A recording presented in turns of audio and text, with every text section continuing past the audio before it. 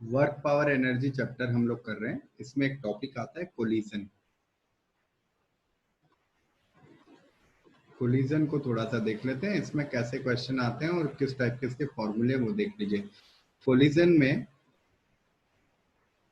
मान लीजिए ये एक बॉडी है जो u1 वेलोसिटी के साथ चल रही है और b एक बॉडी है जो u2 वेलोसिटी के साथ मूव कर रही है।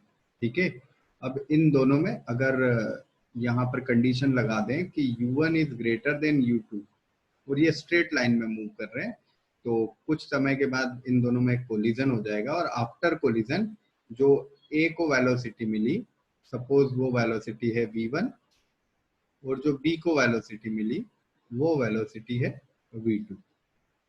ठीक है, तो इन v1 और v2 के लिए कौन से फॉर्मूले हमें यूज करने वो देख लेते हैं। तो सबसे पहले ये देखिए कि कोलिजन होते कितने टाइप के हैं। दो तरह के कोलिजन है, एक है इलास्टिक कोलिजन। इलास्टिक कोलिजन की क्या खास बात है? इलास्टिक कोलिजन में काइनेटिक एनर्जी और मोमेंटम दोनों ही कंजर्व रहते हैं। क्या क्या? काइनेटिक एनर्जी और मोमेंटम, ये दोनों ही कंजर्व रहते हैं। बिफोर कोलिजन, आफ्टर कोलिजन, अगर इनका सम करेंगे तो वो दोनों हमें क्या मिलेंगे? सेम मिलेंगे। ये कंजर्व होते हैं। ठीक है, दूसरा होता है in elastic collision.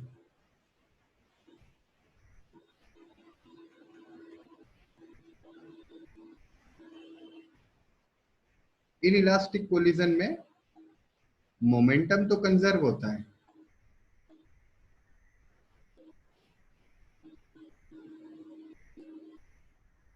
But kinetic energy not conserve. Kinetic energy is not conserve. ठीक है, तो आप जहां भी आपको इलास्टिक कोलिजन मिलता है वहां पर आप सपोज ये ए जो बॉडी है इसका मास है m1 और बी जो बॉडी है इसका मास है m2, तो आप ये कंडीशन लगा सकते हैं m1 u1 plus m2 u2 equal to m1 v1 plus m2 v2। ये कंडीशन तो दोनों में लगा सकते हैं क्योंकि मोमेंटम तो दोनों में कंजर्व है, बट काइनेटिक एनर्जी अगर कंजर्व है तो आप ये कंडीशन भी लगा सकते हैं, half m1 u1 square plus half m2 u2 square equal to half m1 v1 square plus half m2 v2 square. ठीक है, ये कंडीशन लगाकर आप v1 v2 इनकी वैल्यूज निकाल सकते हैं। कुछ फॉर्मूला है इनके जिसमें आप v1 और v2 डायरेक्ट निकाल सकते हैं, बट फॉर्मूला थोड़ा सा लेंदी होता है, इसलिए मेरा सजेशन ये है कि आप इन दोनों कंडीशंस को यूज करके और वैल्यू निकालिए। ठीक है, फॉर्मूलाज मैं आपको बता देता हूँ। दोनों फॉर्मूलाज क्या है, v1 और v2 दोनों के लिए क्या फॉर्मूला यूज करना है वो देख लीजिए आप। ये दोनों फॉर्मूलाज हैं जो आप v1 और v2 के लिए यूज कर सकते हैं।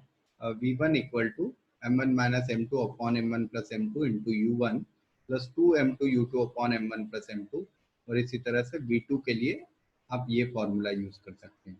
ठीक है, अब यहाँ पर कई सारी कंडीशंस बनती है और उन सारी कंडीशंस को आप यूज कर सकते हैं। मतलब सेम मासेस हों तो आप यहाँ पर m1 और m2 दोनों को इक्वल रख सकते हैं। अगर इनिशियल वेलोसिटी जीरो है या a रेस्ट पे है b रेस्ट पे है तो आप u1 या u2 को जीरो रख सकते हैं। ऐसे अलग अलग कंडीशंस आप यहाँ पर बना सकते हैं।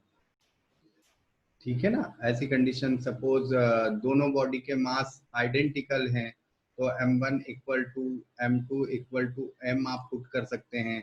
सपोज b जो है वो रेस्ट पे है तो आप u2 की वैल्यू जो है वो जीरो पुट कर सकते हैं, है ना। तो ऐसी कंडीशंस में बहुत सारे आपको रिजल्ट्स मिलते हैं और वो रिजल्ट्स पे बेस्ड क्वेश्चन आपको मिलते हैं। जैसे अगर सेम फॉर मासेस होंगे दोनों बॉडी के तो वेलोसिटीज एक्सचेंज हो जाती है। 10 और 5 अगर वेलोसिटी है 1 और 2 बॉडी की रिस्पेक्टिवली तो 5 और 10 हो जाएगी।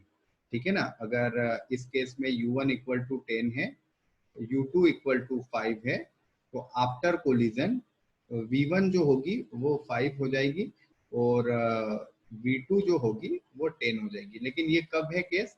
जब आइडेंटिकल मासेस हो, दोनों बॉडी के मासेस इक्वल हो। ठीक है। इसी तरह से रेस्ट की कंडीशन में आप u2 को 0 रख के वेलोसिटीज निकाल सकते हैं। तो ऐसे बहुत सारे केसेस आप कर सकते हैं। एक और चीज होती है coefficient of restitution. Coefficient of restitution क्या होता है वो देख लीजिए।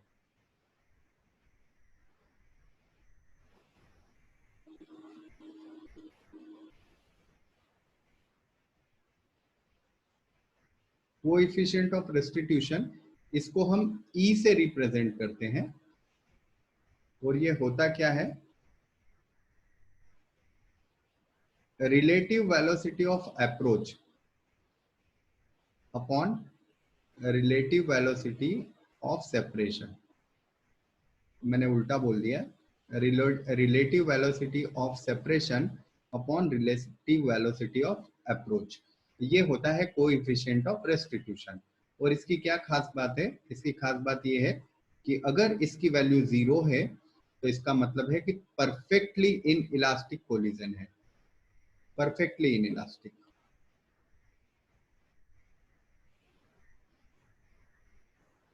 और अगर E की वैल्यू 1 है तो ये परफेक्टली इलास्टिक है।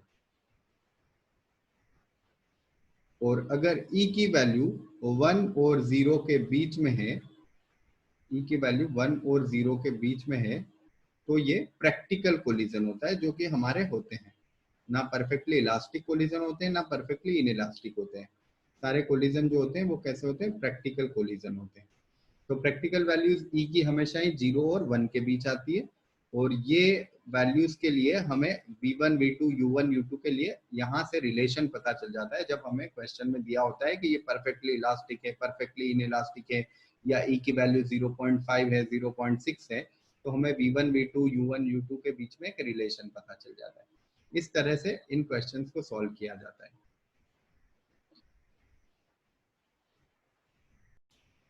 इसी तरह से अगर आप 2D कोलिजन की बात कर रहे हैं तो 2D कोलिजन में केवल एक कंडीशन आपको याद रखनी है,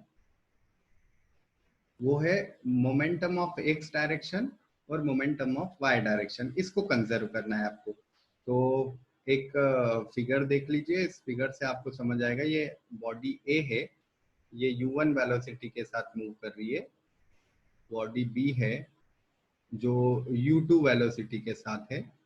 इन दोनों में कोलिजन होता है और जो बी बॉडी है वो इस तरफ, या ए बॉडी जो है वो यहाँ पर v1 वेलोसिटी के साथ चली जाती है, हॉरिजॉन्टल के साथ में थीटा एंगल बनाते हुए।